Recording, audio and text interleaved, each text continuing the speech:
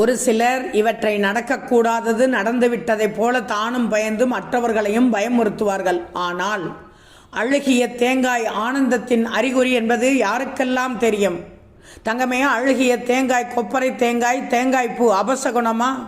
கேட்டுப்பார். அழுகிய அனைத்து தேங்காயும் காரிய சித்தி ஆவதன் அறிகுறி. ஒரு துணி எடுத்து நீரில் நனைத்து அழுக்கை துடைத்து பிழிந்தால் அழுக்கு நீர்தானே வரும். தங்கமே, அதே போல்தான் உங்கள் பீடை, சரீர பீடை, கண் திருஷ்டி, ரோகம், துர்சுப்பனங்கள் ஆகியவை அனைத்தும் பிரார்த்தனை செய்து உடைக்கும் தேங்காயில் விலகியதின் அறிகுறியை காட்டுகிறது. முழு கொப்பரையாக இருந்தால் சுபகாரியம் உண்டாகும், புத்திர பாக்கியம் உண்டாகும், பிரிந்த குடும்பம் ஒன்று சேரும் என்று பெரியோர்களே கூறுவார்கள். அடுத்து தேங்காயில் பூ இருந்தால் ரோக நாஸ்தி, எதிர்பாராத வரவு, சொர்ண லாபம் ஏற்படும். அதனால் அழுகிய தேங்காயை யாரேனும் அபசகுணம்